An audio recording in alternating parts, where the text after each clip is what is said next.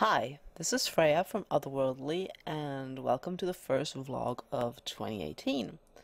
This is going to be another of my, reveals rather than unboxings of a shadow box, and we've now reached number 5 of 6 in the first series of shadow boxes from Death Row Designs, which means that with the next box, you'll be getting the bonus builds to go together with the dark and light furniture that have been included in the previous shadow boxes.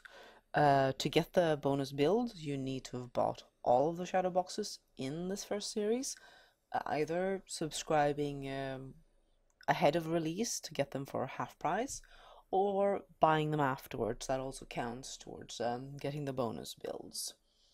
And what we're getting today is the kitchen, or rather the kitchens. And we're going to start here with the light version of the kitchen, which is a delightful rustic kitchen, lots of space, the sort of kitchen that I would dearly love to have in RL. Plenty of bench space to work on, a nice little you're supposed to arrange it sort of like a little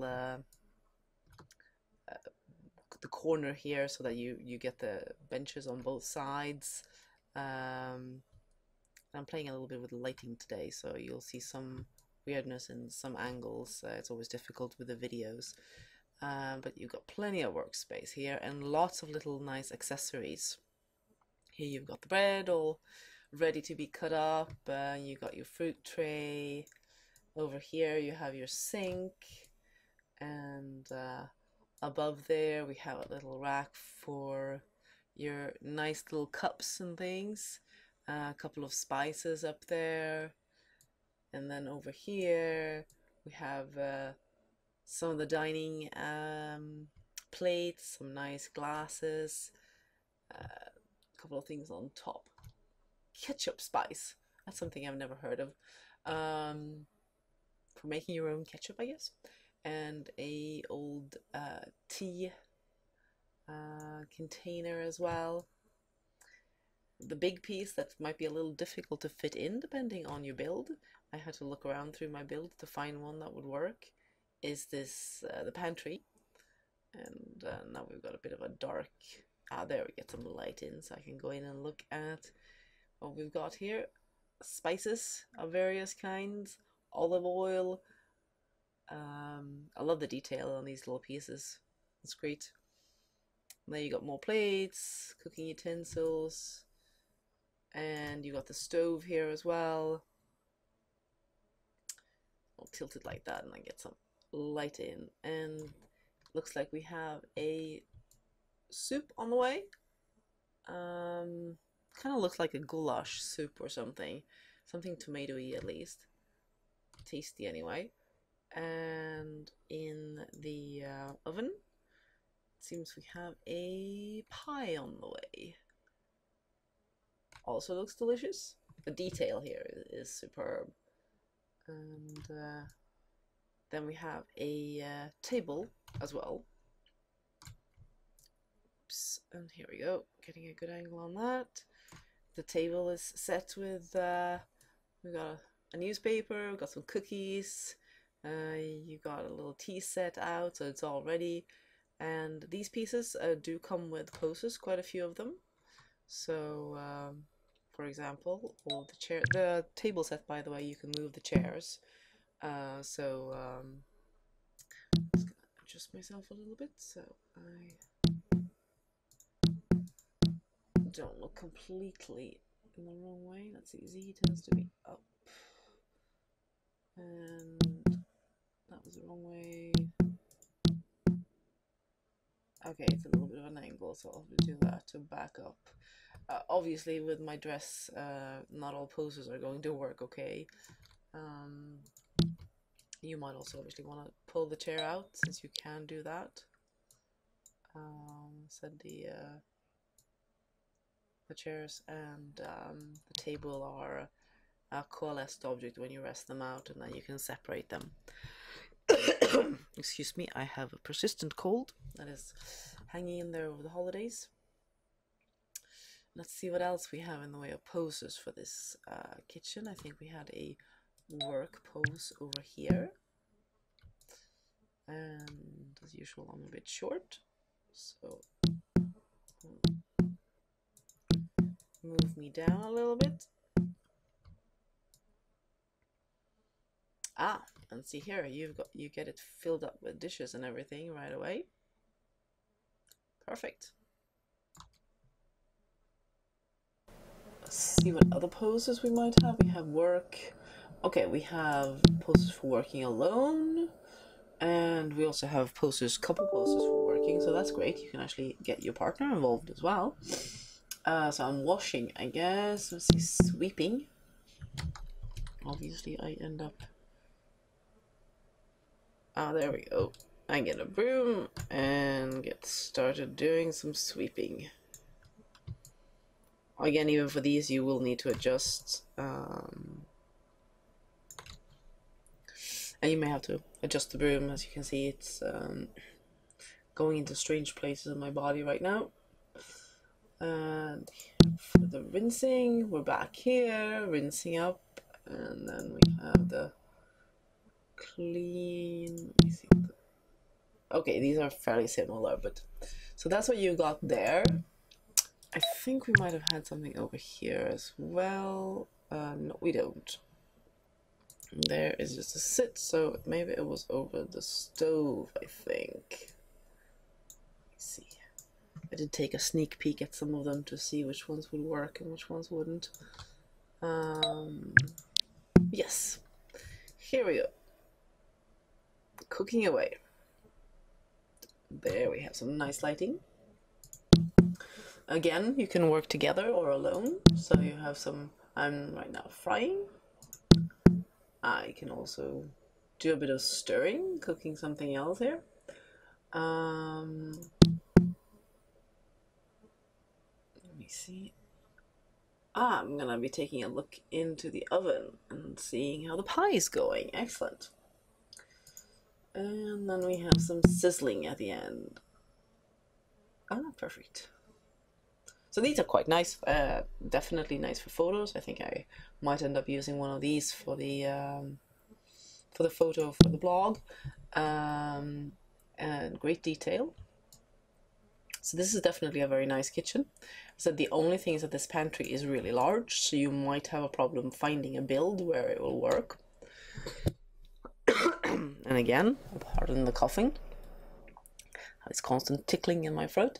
But yeah, the other pieces should be easier to work in. The pantry is a little bit large. You need a long wall, ideally without any windows. Obviously, for filming and photo purposes, you could put it across a window. But a lot of builds in SL do have a lot of windows, and not a lot of them include something that looks like a kitchen. Fortunately, this Trompe-l'oeil villa had a couple of spaces where I could do kitchens, so I am going to be using that for the dark version as well. The dark counterpart of the kitchen is a derelict version in a very similar style. It still has the rustic country style, but this kitchen has been abandoned for quite some time. Things are rusted, drawers are pulled open, contents pulled out. There's signs that the place was abandoned in haste, perhaps, and then there's been scavengers of various kinds looking for whatever useful has been left behind. Part of the pantry is boarded up. There's, as far as I can tell, no blood and gore, but this still feels like something that would fit into a post-apocalyptic sim or something like that, where you've set up things that have been abandoned after some catastrophe. So let's take a bit of a closer look at what we have. A lot of the pieces are similar, but said that they are very much derelict versions of them. So here you have the kitchen table, or a little side table with mugs, spilled things, Somebody has gone through the drawers. Here's rotten fruits, a little cockroach, another little cockroach peeking over the edge there. Somebody's clearly been looking for the knives, I think. Is there something in there? No, this is a little flicker. Oh, more cockroaches there. And dirty, chipped, a lot of character, a lot of atmosphere to it. Here we have the boarded up pantry, the stove. There we get light on it. Good angle there. There's a cockroach on the stove as well. A pot of something has spilled out, so yes, definitely somebody left in a haste. The other pots are in disarray. This rod here has fallen down. The spice jars, some of them knocked over. Here's more stuff that's knocked over. I think it's maybe some flour or no, twinkles, something American. Sugar. Somebody's checked that. Maybe some animal. Here's a broken plate on the floor that belongs to the pantry as well. Oops, sorry. Zooming is always interesting. And here we have the table, and the cat is clearly away because we have a little rat helping themselves to the cookies. And yes, you see cookies out, so somebody ran away. And over here we have the sink, also not in the greatest shape. Turn myself around again and get the light back in. It's always tricky with these indoor locations when I want to try and zoom around, and it doesn't necessarily work so great. So you could definitely use this to have a before and after really of the same kitchen if you wanted to set up a scenario, like a roleplay scenario, or just for photos. As general, as has been the case with most of the shadow boxes, I would say that the light versions are the everyday usable ones, whereas a lot of the dark versions are more specific for photos, events, unless of course you have your theme of you're setting up a sim and the theme is derelict, abandoned, and then yes, you could have these sort of pieces out all the time. So definitely super quality on these. I think the choice of the look for the kitchens is excellent. This is something that you can have in a lot of styles of building. Something a little rustic and farmhousey is best, and you want something fairly large. But it's a fairly broad style in terms of how you can use it. So those are the bits and pieces for the shadow box. As I said, you can still subscribe, or you can still get this shadow box. You can buy it after the fact, but then it's more expensive. And then the final one comes out in February, and that's where you're gonna get the bonus builds to go together with these, and I'm really looking forward to that, seeing where I'm gonna fit all these pieces in.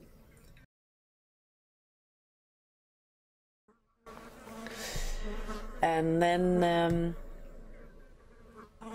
I think they're doing another series. I guess it depends on how well this one has done, really. I haven't seen anything announced. I do hope that they do another series. It would be interesting to see what the approach is.